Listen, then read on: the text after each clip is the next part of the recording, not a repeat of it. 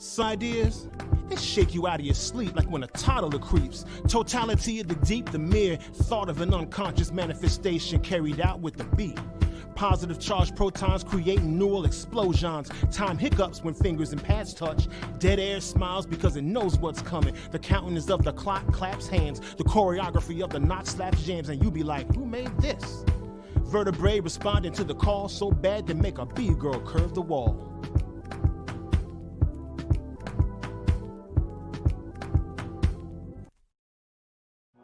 Picture this. Underneath the margins, your words can breathe. Got your listeners tilting isosceles the way you holding volcanic quills, spitting decrees. Better believe with flows like these, you got gills. Screaming at daffodils or dreaming in mandrills, derivative of skills. You're built in the workshop, rocking with raw. Cause in life, the woodshed don't stop. It don't stop. It don't stop. Don't stop.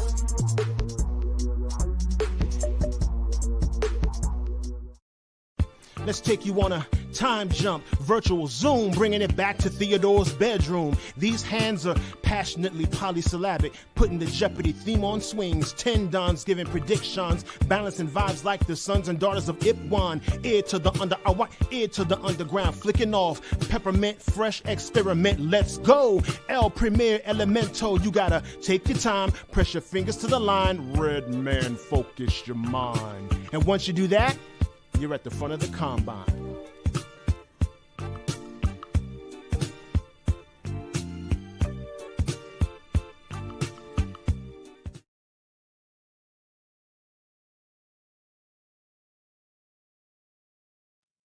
What's going on, party people? It's yours truly, Mazi Mutafa, here on a Friday for an alternative winter break media arts edition with an artist whose work I've admired probably for the last 20 years. His reams of film are deep, and I'm really fortunate to be here to have a conversation with him. We've got in the house tonight our good friend Jati Lindsay.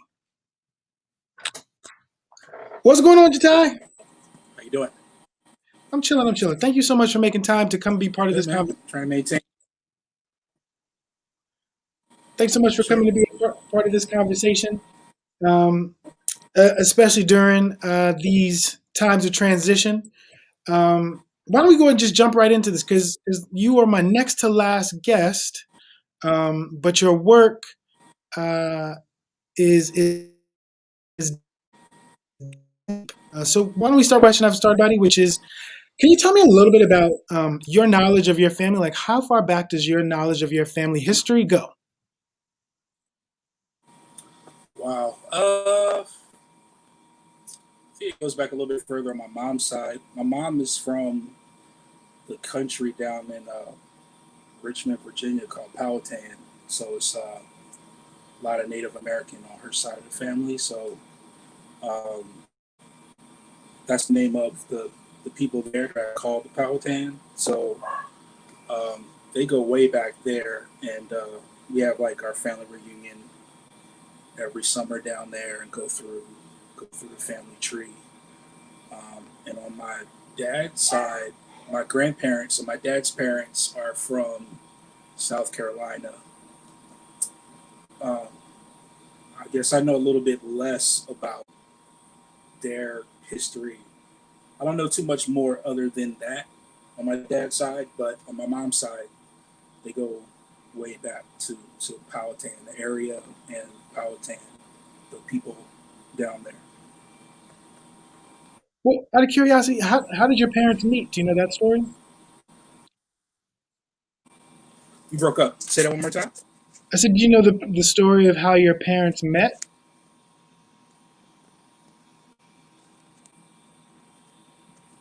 Do you know how your Say parents it one more time, met? Ozzy, you were breaking up. I said, do you know the story of how your parents met? My parents met. Let's see. I've actually heard similar stories, like from my wife or from some other people. So, my mom didn't really grow up with her mother at all. I don't know. I have to do some research. I don't know what the deal is with that. Like in the South, sometimes where it's like people are like my mom was like raised by her grandparents, but her actual parents weren't really around. Like my mom's mom kind of wasn't around. I have to ask my mom about that. I don't know what the circumstances exactly, but my mom's mom wasn't around. So my mom's grandmother raised her and raised my mom's sisters, and it was a whole bunch of them. And then my mom would get sent up to New York, in like North Jersey, New York, over for the summers. And I don't know if that's just because like to have less people in the house or what. But I know there was work up there because I have friends and my wife and their grandparents had a similar thing where the grandfather would like go up to New York over the summers to like work at like a beach or something. And I have to do some more research about why that is, but it seems like maybe just to get a break from the household, they would send, a couple of kids north for the summer, and then have them come back. So my dad's from Jersey. I'm from New Jersey, and I'm from South Jersey. That's where I grew up, like close to Philly. But my dad and my grandparents on my dad's side are from North Jersey and New York. So I know my parents met up there, North Jersey or New York or something. So it must have been when my mom was up there over a summer. Yeah, I have to ask my mom some more details about that. No, it's all good. So did you go to school since you're from Jersey, did you start elementary school in Jersey? Yeah, elementary. I moved to Maryland going into high school when in ninth All right, so grade. let's talk a little bit. Let's talk about that elementary phase, because one of the questions I love to ask creatives is their earliest memory of doing something creative, or in your case, maybe your earliest memory of looking at family photos. Like, Okay. what's the earliest you can remember, like photography becoming a part of your life? Well, my grandparents, my parents too. My parents had pictures. My grandparents always had pictures. I don't. Well, yeah, I guess we took pictures of holidays and stuff. But um, my parents, my mom and my dad, their pictures were kind of more like scattered. Like they were like paper pictures, photos, and I don't know if you remember, but sometimes you would get the prints and the paper would be like thick. It'd almost be like a cardboard backing on the pictures. Some of the paper was like really thick back in the day. I remember going to the little Kodak, those little hut, things where you have to go, you drive up and drop your film off, and they had the cameras with the 110 film. The film was like on a roll kind of thing. You put it in. I think it's 110. Um, yeah, so we had cameras like that around. Um, it was pretty unique. I thought it was cool. My grandparents had something that I didn't have in South Jersey. They had like these clear plastic like cubes. And I guess you could. It was like a plastic cube, and you could like slide photos like in all the sides. So then it was like a cube that you could just like sit on the table and like see the photos. So they had stuff like that. So that was something that every time I was up there, because we'd go up there at the very least every year, we'd be up there for every single holiday. So Christmas, Thanksgiving, Easter, Mother's Day, Father's Day. That was the least every year, if not more times than that. So they live in North Jersey. I live in South Jersey, so it's maybe like hour and a half, 2 hours to get to their house. So we were up there a lot. But I remember that cube, those cubes that they had. Um, yeah, never really thought about that, but I always thought that was cool. I mean, it definitely was something I would have in my hands and just kind of be looking at the photos in it. And then my grandmother had, I'm sure it's worth a lot of money now. She always had next to her bed, it was like a frame. It was like an oval frame, like a big oval frame, and the glass was kind of like a bubble. So maybe it had like a magnifying effect. I don't know. And it was like a picture of her when she was like 20, like on this huge, standing on this huge, like regal uh, staircase, like one of those staircases that go up and go around. It was her, like, she must have been like 20, So I don't know if that was like during, I don't know if the picture was from like Harlem Renaissance time or what, because that's how she looked in the photo, like someone who was young, like during Harlem Renaissance time. I never really asked my grandmother about it. I wish, I mean, people pass away, and then you think about as you get older, all the stuff that you wish you had a chance to ask them about. I wasn't even taking pictures, wasn't even thinking about photos, because I was small, but I wish I would have been able to ask her about that photo now. And I need to actually figure out where that photo is and see if I can, who has it. I think probably her aunt probably has it.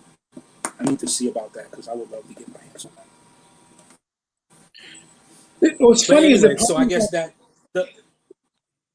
I guess those things put photos in my mind now that I'm thinking about it, but I wasn't really thinking about that at the time, but I guess I was aware of photos from way back, I guess.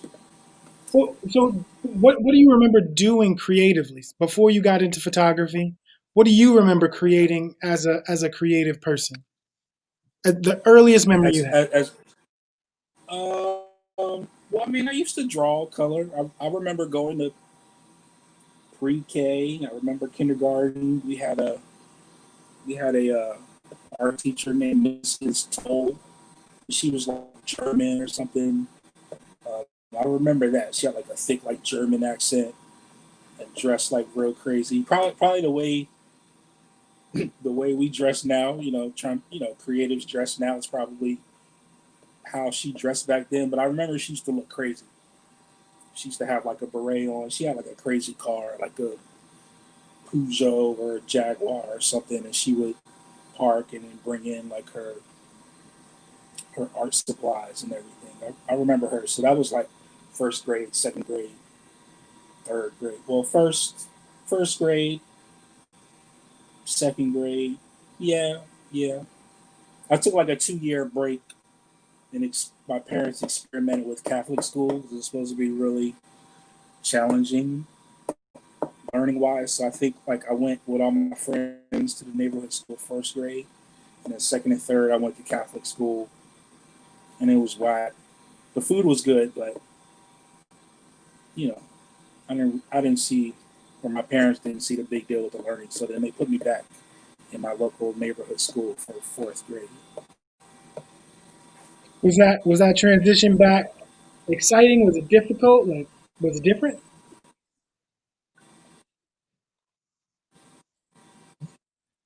What, Catholic school? Transitioning from Catholic back to the Yeah, neighborhood school. you said was Catholic school different? Was it transitioning back to the neighborhood school? Was that different? Was it Oh, difficult? oh, no, it was cool. It was cool. No, it was. No, I mean, I was just happy to be back with my friends. You know, um, I mean, I saw my friends anyway because I would see them when I got back from school. Um, but stuff was so different back then in terms of like the stuff you could kind of get away with. I didn't know it back then, but my parents would like drop me off early every morning, like to someone that lived in the neighborhood of the Catholic school. It was like a couple towns over, so I guess whenever they filled out, I was like a local. So my parents would drop me off at somebody's house, and then I would catch them from their house, and then my mom would pick me back up when she got off of work. So, but no, I always saw my friends anyway when I wasn't at school, so I'm at church and everything. So I don't remember it being any different coming back. All right. And so then, so you're back in public school in the fourth grade. When is the next, who's the next Can you hear creative? me? I can. Who's the next creative that comes into your life after you return to public school? Public school, yep. I said, who's the next creative, like that first or second grade teacher? Who's the next creative in a school context that comes into your life?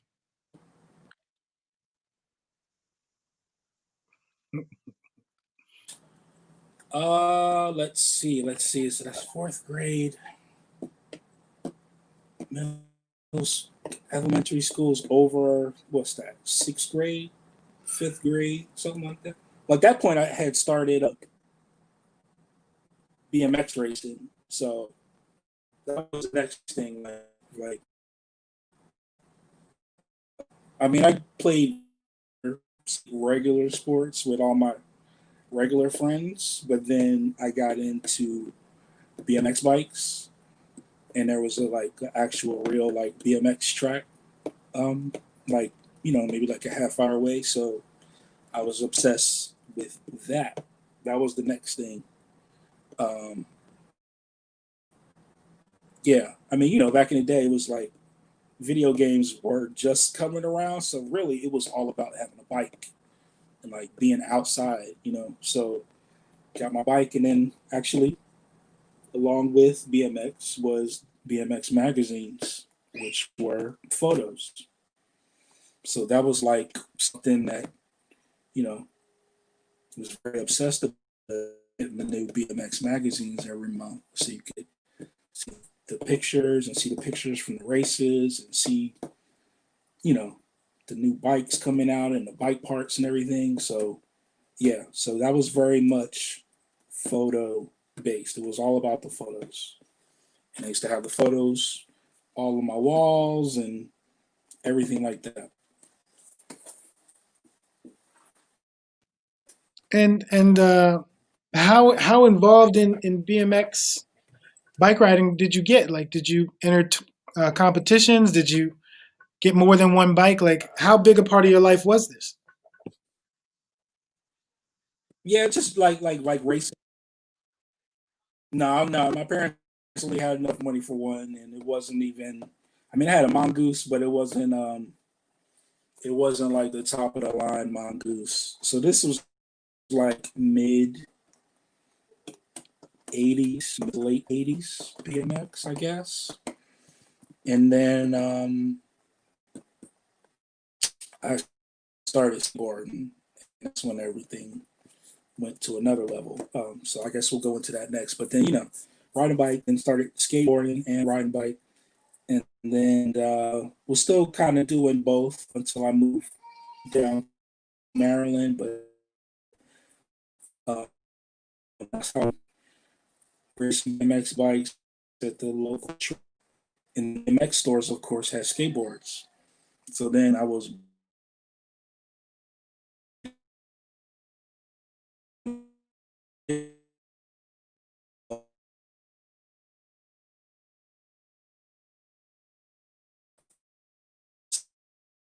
sit there. The bike store was closed, and just sit there and watch those. That was a big thing because also, yeah, like where I grew up, like we didn't have cable. I didn't have a VHS, what is it called? A VCR. We didn't have a VCR initially, so like this bike shop had the big TV, and like they had a VCR.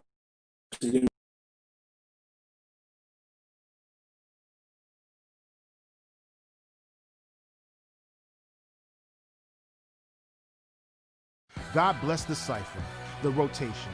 God bless the beatboxer's lungs, amen for breath control, the smiles that pry open faces when flow goes unbroken, and the smoke. To stories you can see, to coming in on the one.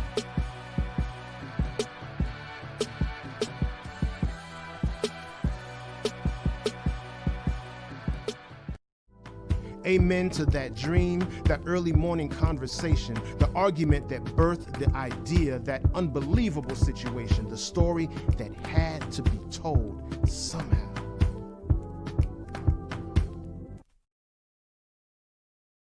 To the SP 1200, the blue light bulb, to the board, the engineer's hands, and the limited well of patience.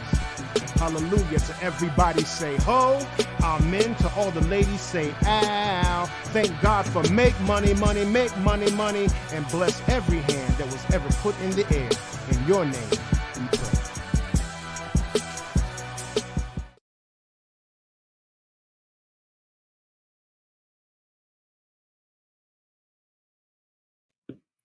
Yeah, we had to take that quick Wi-Fi break. Welcome back, Jati. How are you? I was talking. I'm trying to think where did we cut off at? Where did we cut off? Well, here's what I know. Your Wi-Fi connection is much better right now because a little Yeah. while. Mine is like full. Mine is like full. Yeah, you I were think it's looking full. like a old school cartoon drawing, all blocks, a little while ago. You were talking about visiting the BMX bike store where you Yeah. saw the skateboards and the store had a VCR. So you were talking about access to film, I think. Yeah. So they had where I grew up didn't have like cable. There was no like cable. Cable wasn't down there yet. So and we didn't have like a VCR. I didn't grow up with a VCR until later. Um, some of my friends had it, but I didn't have it. But yeah, so they had like a big TV in the window of the bike shop, and they had a VCR, and they'd be playing all these skate videos that were like brand new at the time, that were like just, I guess they just got them in the mail, like from California, like all these like skate contests and everything. So I was just blown away by that, like prime, like 80s Tony Hawk and Bones Brigade, and it was crazy. I was just mesmerized by skateboarding. So I kind of more was in the process like moving away from BMX, kind of, and like getting more and more into skateboard. So started skateboarding in South Jersey, and then of course Philly has historically had a huge skate scene. So, as I'm older, as a teenager, I'm starting to branch out, and mom is letting me hop on the bus by myself and take the bus up to it's called the high speed line in South Jersey. It's like a whatever path train, or it's like a train, subway train, New Jersey Transit, whatever. So able to take the bus far, by myself, hop on the train, go to Philly by myself or with my friends, start to branch out and hit the city and go skate, So those were fun times. That was Jersey. That was before I even moved down here. So then you moved to Maryland to go to high school. And do you find more skaters here? I remember in the 80s when I moved to Greenbelt, I remember there being lots of young people that were on skateboards. I had this really busted up Nash with broken trucks that no one could ride except for me. But when you moved to Maryland, do you remember finding other skaters? You was breaking up. You said Yeah, this conversation is just tough because you're you breaking up said and you I'm had a breaking Nash. up. Yeah, I said I had a Nash. You And I was said asking, when you moved to Maryland, okay. did you find other skaters? Yeah, I did. So it was pretty crazy because I moved to Columbia. My dad got a job, so I had never even been. I had been to Maryland once in elementary school. We went to the harbor in Baltimore to to the aquarium, um, which was crazy. That was cool too because the aquarium. They had the shops, the stores. They had like a little skate shop or a little like some kind of little toy store. It was some kind of store, but they had real skateboards in it, in the shops right there at the harbor in Baltimore. So I remember that. But other than that, I had never been to Maryland or DC except for driving through to go down to Richmond, to my family reunion, go to my aunt's house. So moved to Maryland, and yeah, actually BMX and skateboarding really kind of saved a lot of trouble because I grew up with a lot of friends, so I never had to really make friends. Like I just had friends from where I grew up, so I kind of was shy, so I probably would have had a tough time if I didn't skate and ride bikes. So actually, it was crazy because it was like a fantasy, really, because moved down to Columbia in the middle of the night, right? Wake up in the morning, I'm sad, I'm crying, I'm away from my friends. Go right down the street, and it looked like a mirage. It looked like Animal Chin ramp from a Animal Chin video. It was like that. It was like a mirage like that, but it was real. And it was like a real BMX track in Columbia. And it was like right behind my house, which was amazing because, I still was riding bikes, still was racing BMX. So for there to be, just happen to move in a town where there's a real BMX track, whereas before in Jersey, I could go maybe once a week, maybe every other week. My mom would take me to the track because it was like hour away. But this was like right behind the house. It was like a real track.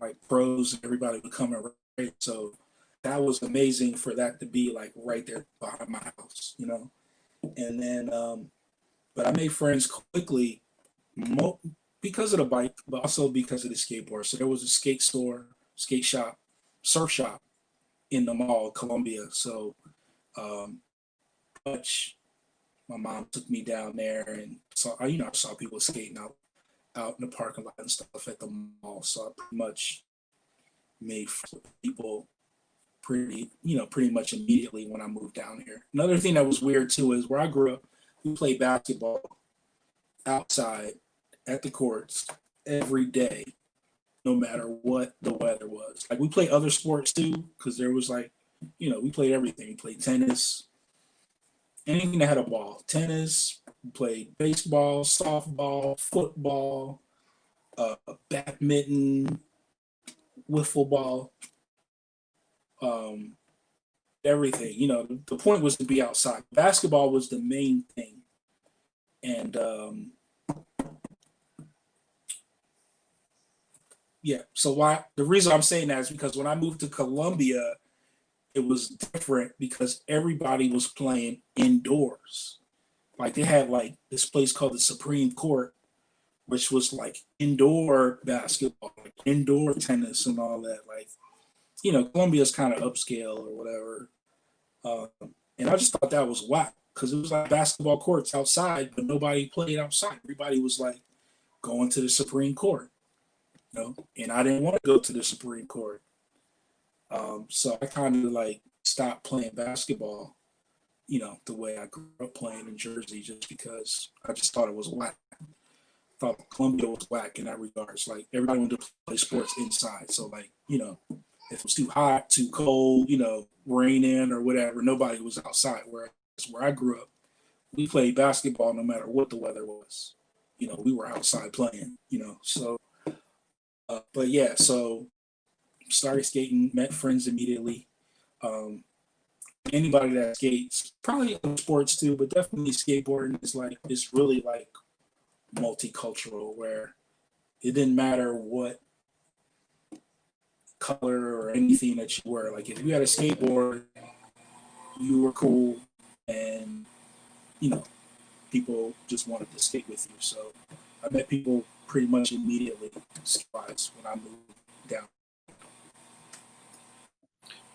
And so if you were skating on your own, you were biking on your own. Right. Yeah, skates. I would say skateboarding is the launch pad for everything else. So so I got better, got sponsored, and all of that. so what happens next? So you're into skating. You're in Colombia. You're kind of not feeling the community. Was there an activity in school or in your neighborhood that really is? You said skating is the launch pad. So let's take off. What's next? Well, yeah, yeah. Colombia. I thought Colombia was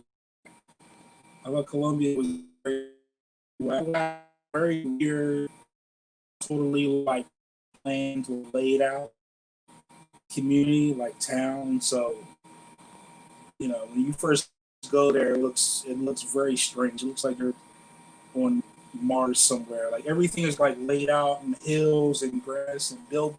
You're driving in the buildings, just you don't even see the buildings because they have them where they're like set like hills of grass. So you're driving and you don't see anything, and all of a sudden, building pops up. All the roads go in circles. So if you're lost, you end up coming right back where you were, where you started, and you don't even know how you got there.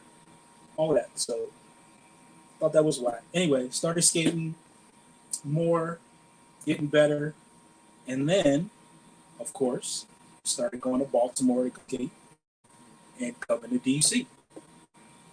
So I was like early '90s, high school, and coming to DC. I've never I asked.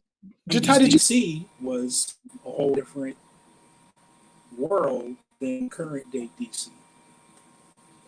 Just how did you go to college? I've actually never asked you that. I did. I went to Morgan State in Baltimore, And which I and also so didn't like hanging out there because I was already going to DC every day when I left high school to go to college. So going to college in Baltimore, you know, Baltimore is a whole different flavor than DC. So I was already hanging out in DC, and it was crazy. Like, you know, what is this? This is like B4 or something like that. So Baltimore was crazy. DC was crazy. Somebody had just got shot and killed on Howard's campus, or like dorm. I think it was a guy. They told him that he had to leave because it was 10 o'clock or something, and he didn't want to leave, and he like shot and killed the RA or the guard or something at one of the dorms at Howard. So that had happened, and then also on the bridge at Morgan, somebody got shot with like sawed-off shotgun or something. But the Howard thing had happened a little bit recent than the Morgan thing. So I ended up not going to Howard and going to Morgan. But I was already hanging out in DC. I was hanging out more in Baltimore when I was in high school with the local hip hop people, Columbia and Baltimore. But I was already hanging out in DC college time. So I went to school in Oregon, but I was never there. I was always at Howard and always in DC. Skating, downtown, and then, U Street and all that, but that comes later. But yeah, I mean, yeah, early U Street was like my college time. So I was always at Howard and going to U Street. But I guess, so skating was on its way out somewhat then, but before then was like being sponsored, and like DC was like one of the East Coast meccas in terms of places that like pros and stuff will come. So um, during that time was the time I was there with the crew in DC at Freedom Plaza. And so at this point, when you're hanging out in DC, are you into photography at that point, or are you literally just hanging out? Mm, just hanging out. So my major was econ in school, and I thought I was going to be an economist. That's what the professors told me to do. So I was like, all right, whatever. Good in math, whatever. So I took like one art class in college because they said it was going to be easy A, and it was the hardest class I ever art history class. So no no pictures. But I mean, of course, Thrasher and Trans World and all that was like photo heavy. So I was obsessed with those magazines and the pictures. And the Source came along, and Vibe, and uh, what was the other magazine? The one that looked like it was based in DC, looked like BET. What was it, YSB? Was that what it's called? YSB? Something like that. But it was like man, what's the name of it? I think Ellen Dubell was on the show where they were on BET, and then they would have like the musical guests come on and stuff. Anyway, that's like early '90s movies. Yes, I was into photos, looking at photos, obsessed with looking at photos, but had no inclination to actually take photos. And so when does that actually happen? Is that still does that happen when you're in college or is it after college?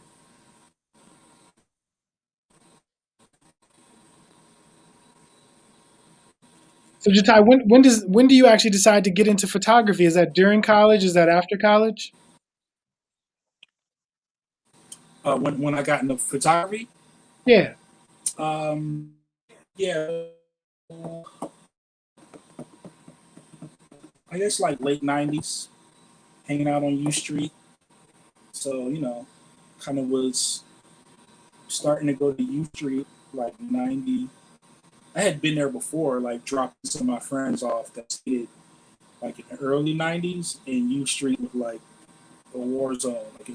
You definitely drove fast down U Street to get to what's going.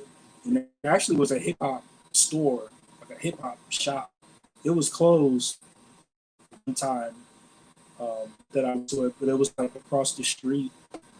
It was up there like where Sister Space Books used to be on that block. It was like a hip hop store. So the store, it was like a store that you step down off, and they had like rap photos and stuff in the windows. But yeah, I was there the beginning of all the U Street stuff, bar none, all that.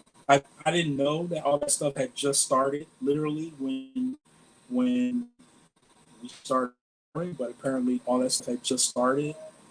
So that was like I don't know, 96, 97. Starting to hang out and go to all the stuff and meeting everybody, and then me and my because me and my best friend, we kind of like both like left school early and got in the tech field. So I was a webmaster for Department of Transportation. So I left school, uh, um, you know, because the job was starting off at like 60 grand or something like that, something crazy for to be that young, and to get offered that while you're in school. So I like left school early, was working at DOT, and my best friend went to American. He left school and was working like for an internet startup or somewhere. Anyway, we started like like online that kind of thing, and that was like mid to late '90s. So um, while we were doing that, I actually started off photo wise with a digital camera. You know, so which was weird. This was like the first digital cameras, the Sony Mavica, and it took like a floppy disk you had to put in it, and the camera was like $1,500, which was crazy, crazy lot of money at the time for a digital camera, and it took like 1 MB was the size of the picture files they were on floppy disk. So I got into photography to kind of add pictures to the online magazine that we were doing because we were kind of highlighting everything that was going on U Street. So it's just adding pictures to all that stuff. So that's how I initially got a digital camera, and then those early Canon video cameras started coming out. So like the XL1, the G1, and it was like a huge big deal at the time. So I was gonna buy one of those and start filming everything that was going on. So it was gonna be like TV, like that was the plan. So we were gonna film like bar none, like filming live and stream it so you could watch, because people were coming from all over to go to bar none, go to Republic Gardens, State of the Union, and Mangoes, and Diversity, and what was it, HR 57, the spot that was next to Kaffa House, like everywhere. So we were just gonna start filming everything, film all the spots, put them on the web, and have it be like U Street television, U Street TV. So what I wanted to do, but I've always like wanted to learn everything like from kind of like as a craft, like learn the craft. So before I was gonna buy one of the Canon video cameras, I said to myself, well, before I start capturing moving images, I want to really learn the art and the craft of the still image. So I said, let me buy myself a 35 millimeter film camera and learn the basics of exposure and and angles and all of that. Let me buy a 35 millimeter film still camera and learn the basics before I jump to the video camera. And I ended up just falling in love with the still camera and just never really went on to the video camera. Have you ever thought about revisiting that decision? I know your photos are amazing, but I wonder, do you feel like you have something to contribute in terms of film? Um, I don't know. I mean that was just kind of like an idea at the time to film stuff. I've never really felt like there was like a film, some kind of moving image thing that I wanted to create. Obviously the current cameras all shoot video, so I have the ability to do it. And I mean, you got phones, you got iPads, you got everything. So the ability to shoot video nowadays is quite, really available. But, outside of that time, I see a little bit of video here and there, but I don't really, never really had any like ideas yet to actually do anything else with video. There's just so much to learn with still images, you know. Hmm. So we've gone through school, through college, to now to your first job after college, to now documenting the history of what's happening on U Street. Can you talk to us a little bit about some of the opportunities that you were able to take advantage of as a result of that U Street work? So this idea that you started as kind of a community documentarian to then doing shoots for major publications, websites, et cetera. Can we talk a little bit about how your career progresses? Sure, yeah. So doing the YouTube stuff and all that was kind of just learning the craft, learning the art. Um, there was kind of inklings of changes that were to come in the neighborhood.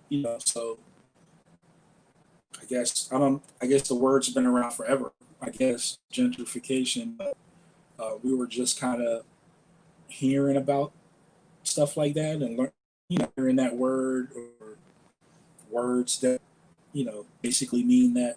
So you kind of had idea that the neighborhood, the area was going to change.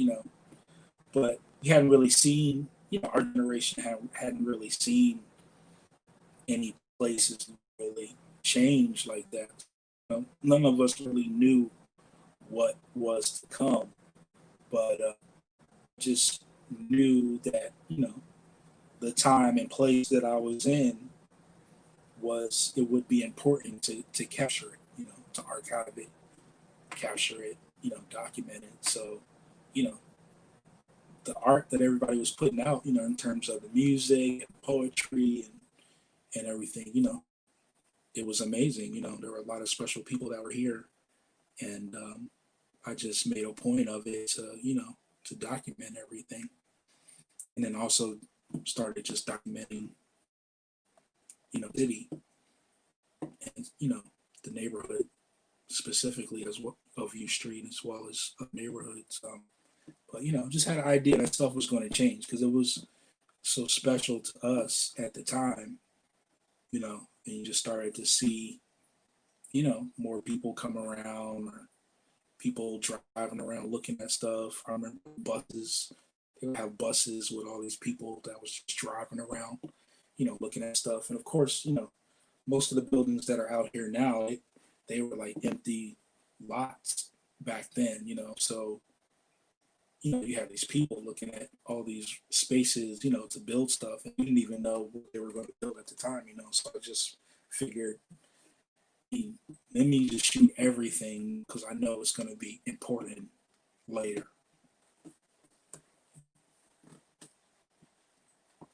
But and as a result of doing that work, because really what I was trying to do without dropping names, I wanted you to talk about the work you've done for Essence and various publications that you've worked with as a result of this documenting. Yeah. All that stuff comes later. There's other things, like key things that happened between U Street and that stuff. So as we What are those things?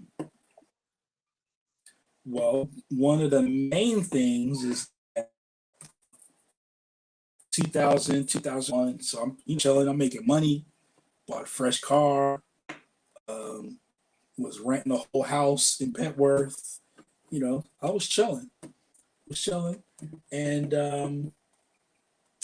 that's when I bought my. So I had the money. That's key. I had the money and was getting more into photos. So I had a Nikon first. My camera was my first camera. Bought a brand new FM2N, which was cool. That's one of the best cameras. So I'm working for DOT. Got to be at work at whatever time, whatever. Was falling in love with taking pictures. My whole day was filled up. So I wake up early and go out and shoot like 5 and 6 o'clock in the morning. And then I would go to work, and then I would come home and shoot in the evenings, and I was kind of saying to myself, this would be great. This would be wonderful if I could just take pictures all the time. Just take pictures all the time. This would be amazing.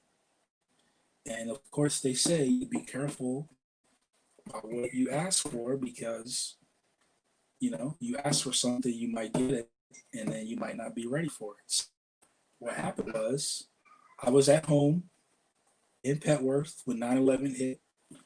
I was late for work that day, saw it on TV.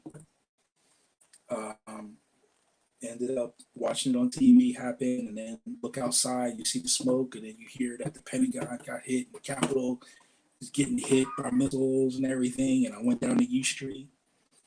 I don't even took any pictures down there, but I went down to U Street on 9/11 and just saw all the like millions of people that were like walking home, I guess walking up to Silver Spring from downtown. And I was like, all right, let me go get some money out the bank. So part on U Street, walked up to Adams Morgan, all the restaurants pulled their TVs out and their TV out on the sidewalk. So just walking down 18th Street and like look at TV and see like what was going on in New York and see all the smoke from DC and everything. So went to Bank of America, got some money out. I had like the old school, like the flip cell phone. I got a cell phone in my car or something. and pulled the antenna up, was trying to call my mom, let her know I was okay, and it was, you know, busy. I think I called her for like an hour or two straight, and then finally got to her. Anyway, I say all that to say, um, money for my job because I was learning about photography, you know, figuring out what type of photos or what type of photographers I liked and what I was drawn to, which already was black and white. Um, Learned about like different photo agencies like Magnum and everything, and started to look at people and research what they were shooting with, and then of course, inevitably, I find out about this. So Leica, right? So saw how much they cost. My mom alone at how expensive they were, but I had the money. So first one. Anyway, shortly after that, I laid off from my job, you know, because back after 9/11, a lot of people got laid off. Got laid off from Department of Transportation being a webmaster. And that really was the jump off of everything because I had a car note, I had rent, and, you know, all of these grown up bills. Internet bills were easy back then. House I was at had oil, so I got an oil bill for the heat. Got laid off. So I had to jump out there from the very beginning and be a professional photographer.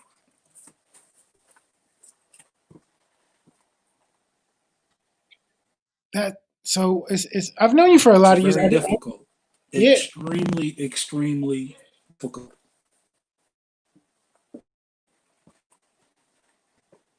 And so how does one just jump out there to be a professional photographer, just walking away from a 9 to 5? Say it one more time. You're breaking up. I heard the last part. Yeah, I said, how did you become a professional photographer just by walking away from a job? Like, how did you do that? Well, the key was I didn't walk away from a 9 to 5. I got laid off from a 9 to 5. And I think that's the key thing because, um, you know, I had put it out there in the atmosphere that I wish I could shoot all the time. Everything else would take pictures, but I wasn't ready for that to happen like that, you know. So that was very difficult. That was a very difficult thing, you know, because I was not prepared to be a professional photographer, but I knew I had to pay for this car and I knew I had to pay the rent on this house, you know, and it was just all by fire. I just had to just start taking jobs, you know, just convince people that I could do it, even if I didn't know how to do it, and just you know, trial by fire. I don't know recommend that. That's the way it was for me. But I say all that to say, um, you know, I really enjoyed having the money at the time. Will I have to become a photographer back then? Probably not. You know, I probably wouldn't have got a job to do it, but I got pushed out there, so I just went with it. I remember, you know, I was going to Union Temple Baptist Church in Southeast, and I remember Willie Wilson would always say, in terms of like home ownership, he would always tell people to just go on and buy a house. If you're renting a house, just go in and buy a house. The worst that can happen is they kick you out and you gotta move home or whatever. And he always was just like, you know, it was funny at the time when he was saying it, but um, you know, it rang true with me. It's like you might as well step out there and do it because either either way, if all else fails, you got to go home and sleep on the couch. You know, so if you buy a house, if you're renting a house and you don't pay for it, they're gonna kick you out and you got to go home and sleep on the couch. If you buy a house that you don't pay, they're going to kick you out and you got to go home and sleep on the couch. Well, buy the house. Might as well try it. So I figured, okay, well, you know, I'm gonna have to move out this house, and I don't know how I'm gonna pay for this car anyway. You know, I'm already gonna have to move home. Like that's the way stuff was happening. And I'm glossing over it now, but it was very difficult, and it was heartbreaking and stressful and everything. The process of losing the house and losing your car and all that. But I figured, okay, I'm already gonna have to go back home and sleep on the couch. I might as well just give it a try and try to be what I'm dreaming about being. I mean, I don't have nothing else to lose. What can I lose? Pretty in the process of things. So I might as well just try it. And that's what I did.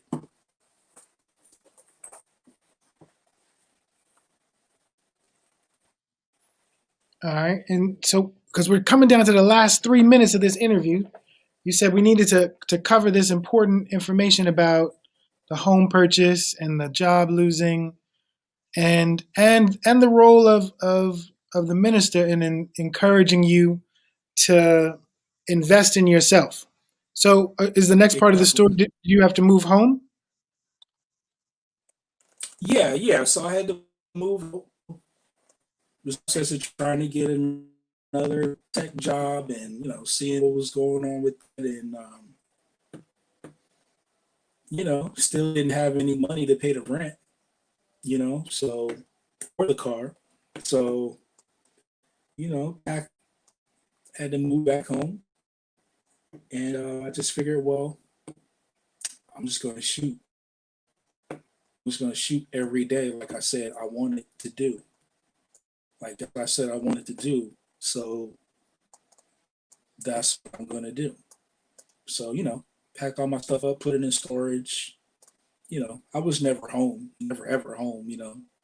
At this point, I'm going to New York and shooting a lot of stuff in New York, Philly, and, music scenes going on, and moved to New York because it was after 9/11. And so moved to New York, but find a job instead. So had to move back down here. But yeah, so it was just like, it was hard. It was very hard, lose all your stuff, you from up here to like way down here, gonna leave you, repo people after your car, you gotta leave your place. Um, but the thing I always had was this and film. Always film for my camera, always had somewhere to sleep, and always have something to eat. So I had that, like I had, because this is what I was determined to do. So, um, I was fine. I was fine. You know, I just knew I was going to make it work. You know,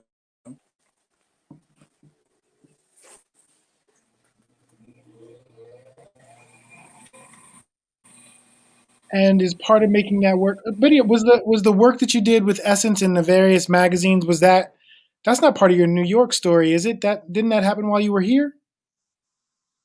yeah. That's much later. That's much later. So we're talking Oh, about well, we like. only got like 2 minutes left for this. We got. Wait! I didn't know. I didn't know it was running out. Yeah, we only got an hour of your time, We and might we're need part literally. two. We might need to do part two. All right. Well, no doubt. So Like mid-90s, mid-90s. So I'm starting to shoot more and more stuff. I mean, obviously, a trillion photographers out there like there is now. So, just picking up little jobs here and there and see and New York, shoot for the what do you call it? The alcohol companies. We got all kinds of parties and music parties. Music Ty, will start. I think you're right. I think you're right that we're gonna have to do a part two because I want to fix your Wi-Fi. Because when you see this footage, you're gonna see like the interview was breaking up the whole time. So we definitely got to do a part two. We're gonna pause it right there. I really appreciate you making time for this. I'm gonna do my very best to do Is some it tech. literally cut off? Is this What'd you say? literally about to cut off? Like, No. are we literally about to get cut off? No, I have it, but Yeah, what- I don't know, man. Look, my modem is right here. I'm right here. well, I definitely want to thank you for getting us up to the mid '90s. Go ahead. What were you about to say? 2000s. So now we're up to the 2000s. So now we got from 2000 until the present. So that could be part 2. All right, I'm with it. So, and what I'm gonna do is I'm gonna try to get you. I'm gonna send you this link so you can see it, because we got a lot of the audio, but the visuals we were struggling. And I want people to see your amazing work and Crazy. to celebrate, your success, because all that struggle you went through produced amazing results. And so I appreciate you making time for this, and I definitely want to get on your schedule to do a part 2. Okay, yeah, maybe next week or something. I'm here. I'm in this. All right, we could definitely do it next week, because then it'll still be a part of the series. So I'm gonna reach out to you. Thank you so much for making time, and I'll talk to you about next steps. We're gonna pick this back up at the 2000s. Okay, cool.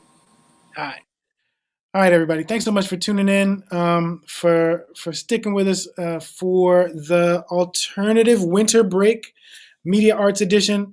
That dude I was just talking to is a legend, Jati Lindsay.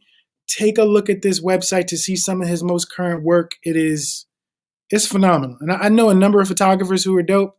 I think I interviewed some of those photographers. I interviewed 3 of them, maybe like 3 or 4 months ago. And all of them were like, why isn't Jati on this call? Jati is someone who we all admire, whose work we all celebrate. So I'm so glad he made time for this. Thanks so much for tuning in. If there's a young person in your life, feel free to encourage them to sign up for the Academy. We're actually still accepting applications for young creatives that want to be a part of a creative community. The Words Beats Life Academy starts February the 2nd. We're going to have photography class, DJing, graffiti, we have 8, I think it's like 13 different classes, and they're all free for young people ages 13 to 22. So let me play one more commercial as we get ready to leave. And once again, thank you so much to Jati Lindsay. We're going to go ahead and try to figure out how to get back on your schedule for next week so we can get this last 20 years, because this is going to be when it gets pivotal. Some ideas, they shake you out of your sleep like when a toddler creeps. Totality of the deep, the mere thought of an unconscious manifestation carried out with the beat. Positive charged protons creating neural explosions. Time hiccups when fingers and pads touch. Dead air smiles because it knows what's coming. The counting is of the clock claps hands. The choreography of the knot slaps jams. And you be like, who made this? Vertebrae responding to the call so bad they make a B-girl curve the wall.